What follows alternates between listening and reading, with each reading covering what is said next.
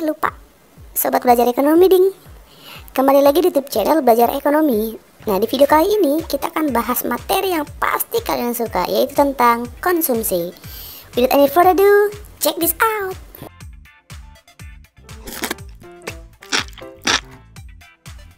Ayo, siapa di antara kalian yang suka banget nonton video mukbang? Padahal belum pernah mukbang juga. Kalau aku nih paling suka mukbang yang bentuknya begini.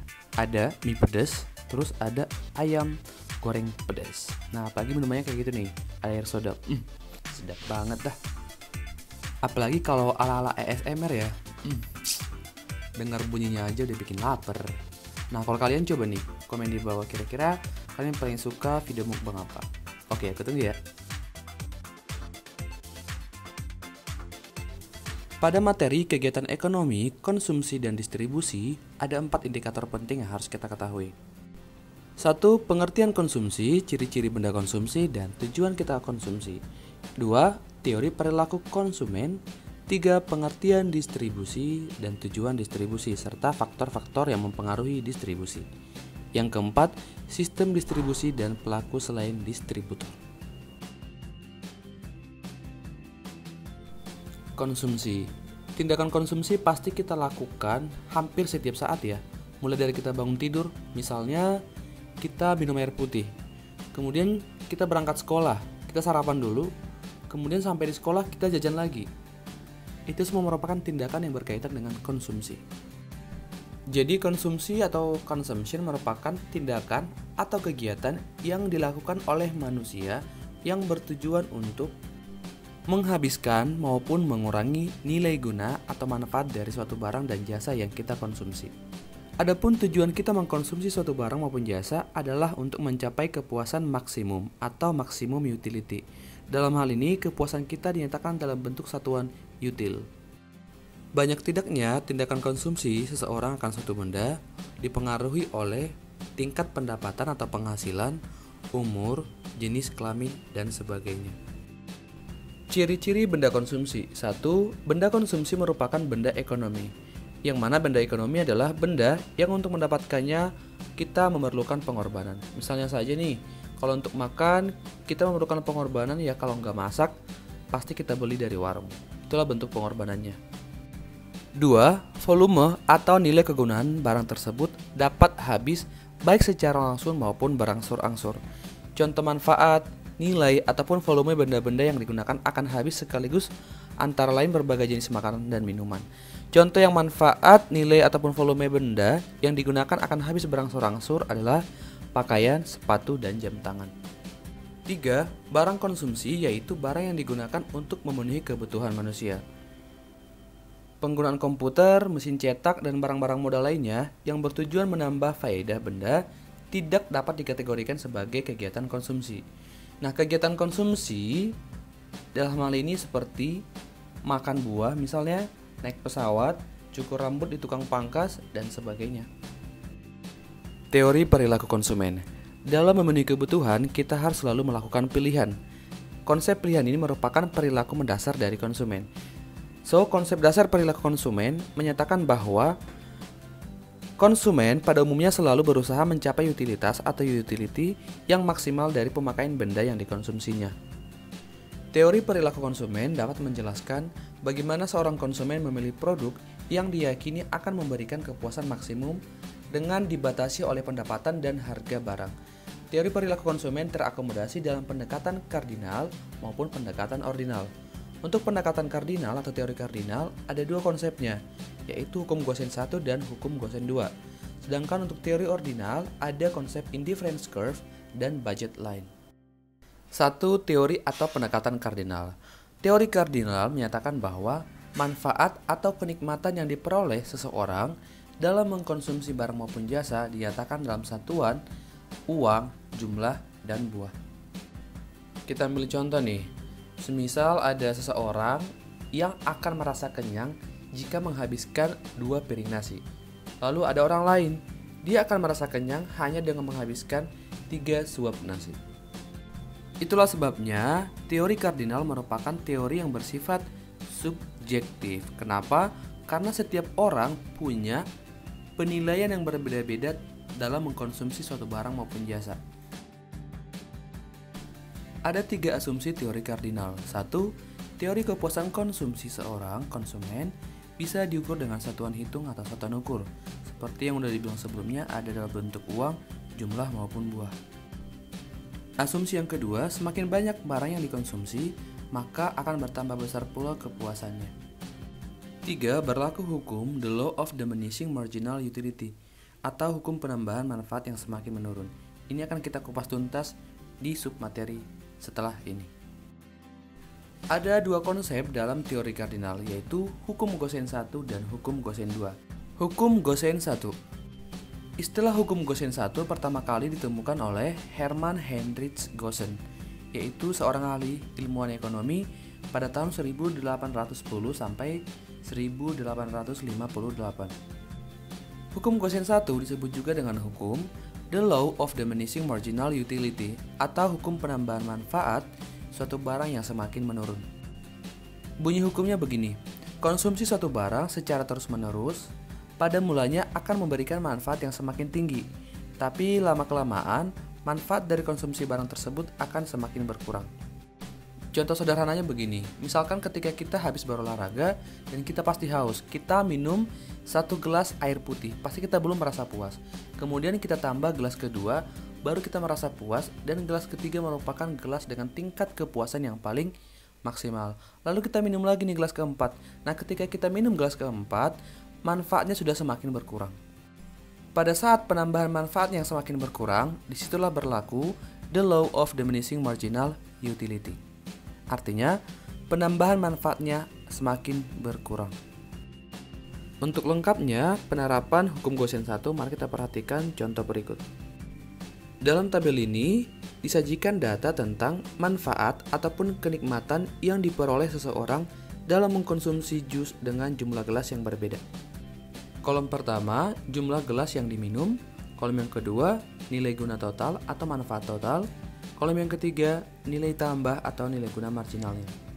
Berdasarkan tabel di atas, diceritakan seseorang sedang menikmati jus pada siang hari yang terik. Saat minum jus dari gelas yang pertama, orang tersebut merasakan manfaat yang sangat amat besar.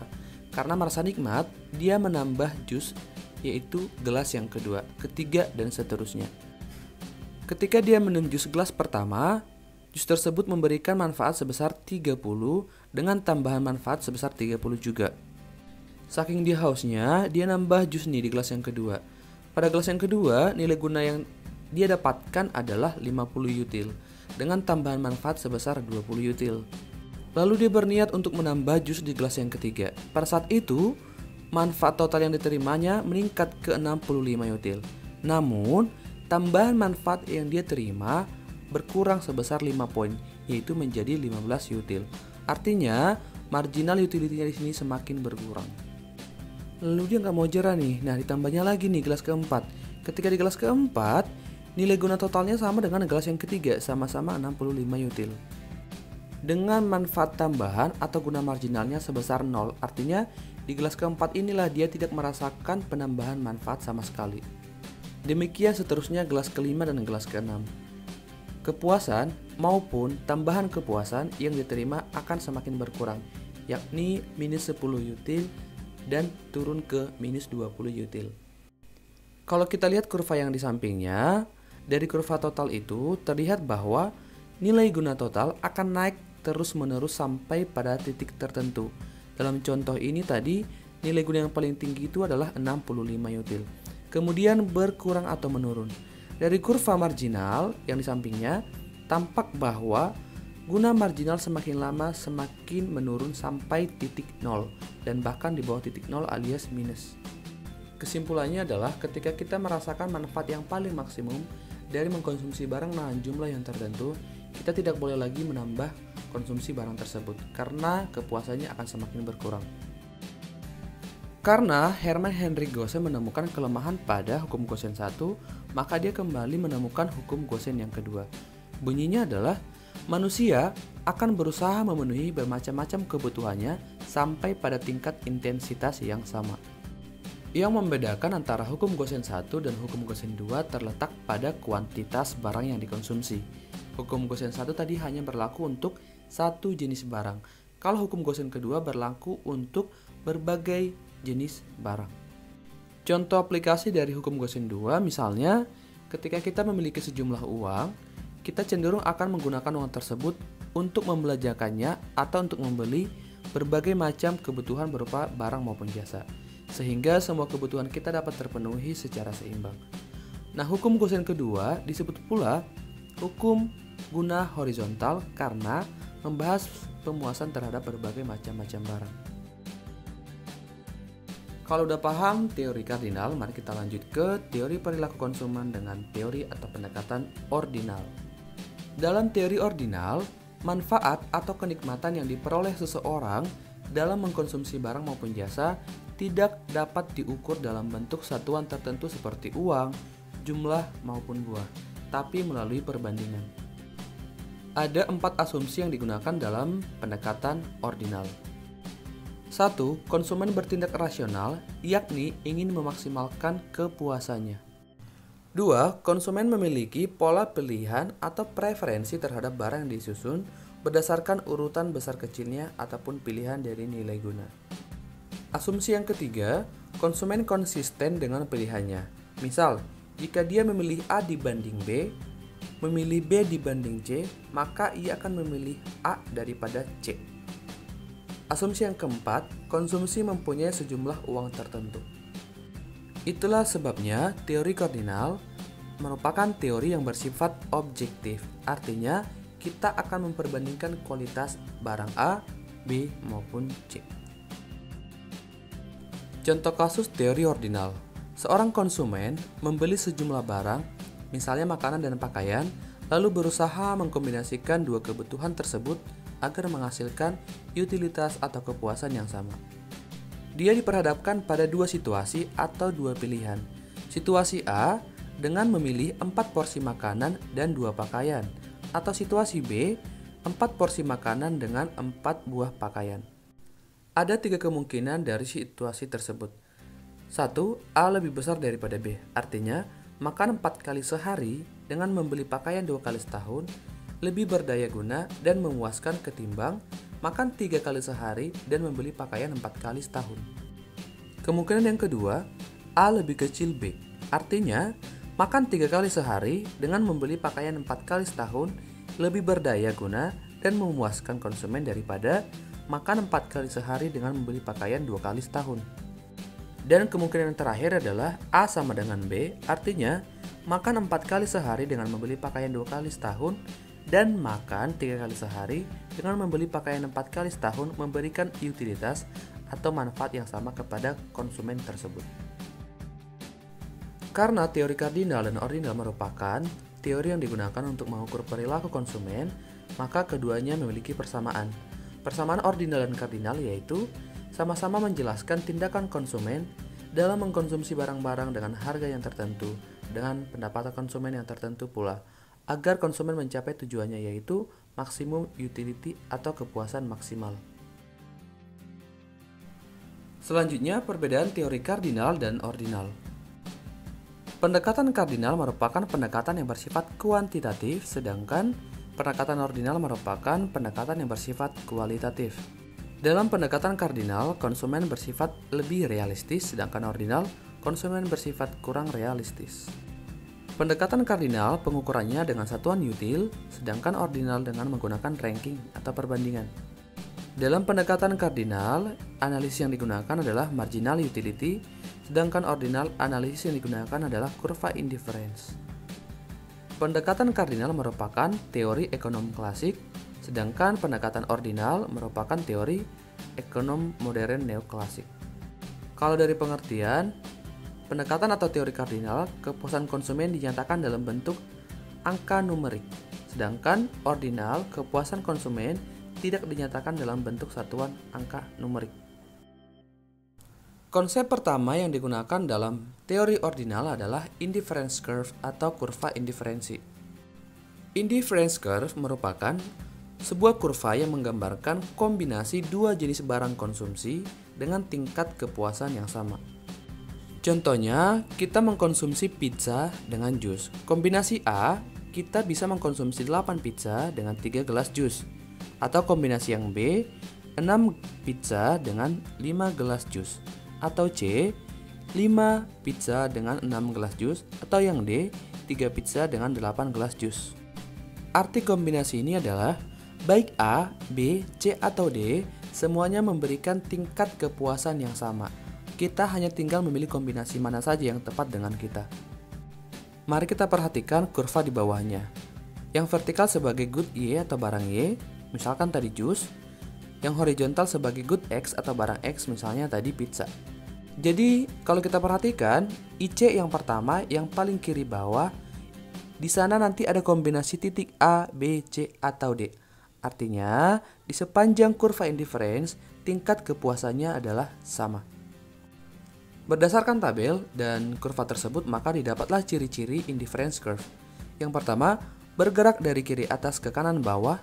Yang kedua, cembung ke titik origin atau titik O yang paling bawah.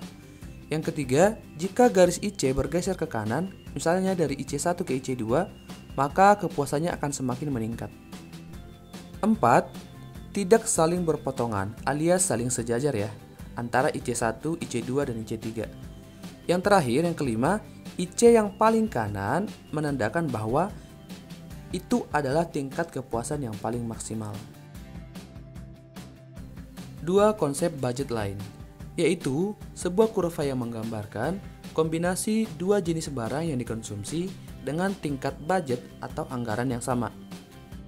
Mari kita perhatikan contoh kasus berikut. Misalnya, Andi memiliki uang sebesar Rp200.000, lalu dia ingin membeli buku dan pulpen dengan harga satuan buku Rp20.000 dan pulpen Rp10.000. Artinya di sini adalah bagaimana cara Andi menghabiskan budget yang Rp200.000 ini sehingga dia bisa membeli pulpen dan buku dalam jumlah tertentu dengan masing-masing harga tertentu. Jika Andi memilih kombinasi A, maka dia tidak akan membeli buku sama sekali. Namun budget yang Rp200.000 akan digunakan untuk membeli pulpen sebanyak 20 pulpen dikali Rp10.000, yaitu sebesar Rp200.000. Lalu kombinasi yang B, dia akan membeli 5 buku dengan harga satuannya Rp20.000 menjadi Rp100.000. Dengan 10 unit pulpen dengan harga satuan Rp10.000, dapatlah Rp100.000, sehingga budgetnya habis sebesar Rp200.000. Atau kombinasi yang C, dia membeli 8 buku dengan harga satuannya Rp20.000 sehingga totalnya Rp160.000, dan kombinasinya 4 pulpen dengan harga satuan Rp10.000 menjadi Rp40.000 dengan total Rp200.000. Atau kombinasi yang D, dia membeli 10 buku dengan harga satuan Rp20.000 menjadi Rp200.000, tapi dia sama sekali tidak membeli pulpen alias 0, dan budgetnya tetap sama yaitu Rp200.000. Coba kita perhatikan kurva di sampingnya. Good Y yang sumbu horizontal, good X yang sumbu vertikal. Mari kita lihat budget line yang paling kiri bawah yaitu L1. Nah, kombinasi yang tadi A, B, C, D bisa dipindahkan ke titik-titik sepanjang kurva L1. Artinya, anggaran dalam sepanjang kurva tersebut adalah sama, yaitu sama-sama Rp200.000. Maka jika Andi misalnya menambah anggarannya misalnya Rp400.000, maka kurva BL ini akan bergeser ke kanan, L2, kemudian ke kanan lagi menjadi L3. Adapun ciri-ciri budget line: 1. Bergerak dari kiri atas ke kanan bawah. 2. Linear. 3. Jika garis BL bergeser ke kanan atas, artinya anggarannya akan semakin meningkat. 4. Tidak saling berpotongan alias sejajar. 5. BL yang paling kanan atas, artinya anggaran yang paling maksimum. Sekarang mari kita perhatikan pergeseran kurva budget line.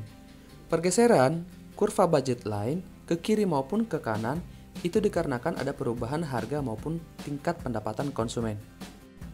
Di gambar yang paling kiri, kasus price atau harganya naik. Jika harganya naik, maka BL akan bergeser ke kiri bawah. Artinya, budgetnya akan semakin berkurang. Gambar yang tengah, jika kasus price atau harganya turun, maka budget line akan bergeser ke kanan atas. Artinya anggarannya akan semakin bertambah. Gambar yang paling kanan adalah kasus pendapatan yang merubah. Jika pendapatan berkurang, maka budget line akan bergeser ke kiri bawah, Sebaliknya, jika pendapatan meningkat, maka budget line akan bergeser ke kanan atas, artinya pendapatannya bertambah. Keseimbangan konsumen. Syarat keseimbangan konsumen adalah jika kurva indifference atau indifference curve bersinggungan dengan budget line dalam satu kurva. Misal, persinggungan yang pertama adalah IC1 dengan BL1.